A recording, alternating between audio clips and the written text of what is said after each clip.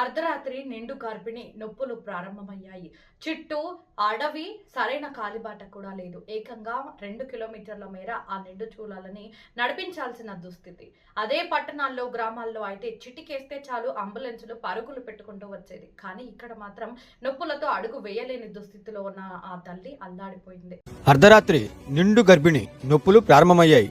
చుట్టూ అడవి, సరైన కాలిబాట కూడా లేదు.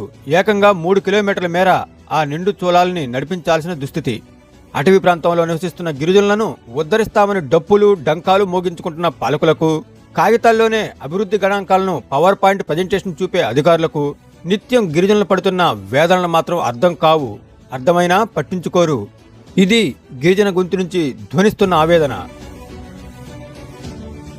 పోలవరం జిల్లా గుర్తేడు మండలం కరమామిడిగొంది గ్రామస్తులు రోడ్డు సౌకర్యం లేక తీవ్ర ఇబ్బందులు ఎదుర్కొంటున్నారు. తాజాగా అర్ధరాత్రి వేళ చోటు చేసుకున్న ఈ ఘటన ఈ ప్రాంతంలోని గిరిజనుల దయనీయ స్థితికి అద్దం పడుతోంది.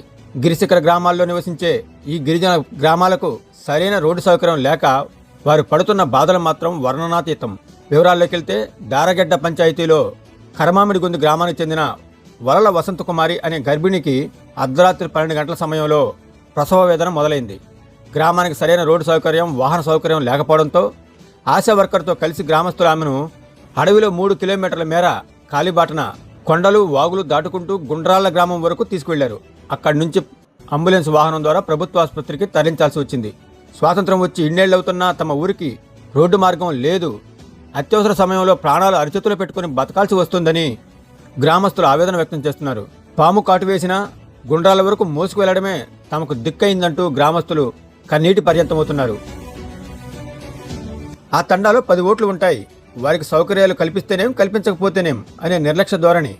వెరసి గిరిజన ప్రాంతాల్లో నివసించే వారికి సరైన వైద్య సాయం లేక నిత్యం ఏదో ఒక ప్రాంతంలో గర్భిణీని జోలిలో మోసుకుంటూ గిరిజనులు అల్లాడుతున్న దృశ్యాలు సోషల్ మీడియాలో చక్కర్లు కుడుతూనే ఉంటాయి. అయినా సరే కళ్ళు మూసుకుంటున్నట్లుగా వ్యవహరిస్తున్నారు పాలకులు, అధికారులు. ఎన్నికల వేళ మాత్రం వారి దగ్గరికి వెళ్తారు. ఎందుకంటే గెలుపోవడంలో కూడా ఒకే ఒక్క ఓటు కొన్నిసార్లు డిసైడ్ చేస్తుంది కాబట్టి. ఏ టెక్నాలజీలో దూసుకుపోతున్నామంటూ ఊకదంపుడు కబుర్లు చెప్పుకుంటూ, గిరిజన సమస్యలను గాలికి వదిలేసి ఏసీ గదుల్లో జీడిపప్పు కబుర్లు చెప్పుకుంటూ షికారులు చేస్తున్నారని పాలకులు, అధికారులపై గిరిజనులు దుమ్మెత్తిపోస్తున్నారు. ఇప్పటికైనా సంబంధిత ఐటీడీఏ అధికారులు, జిల్లా కలెక్టర్, ప్రజాప్రతినిధులు తక్షణమే స్పందించాలని గ్రామస్తులు కోరుతున్నారు.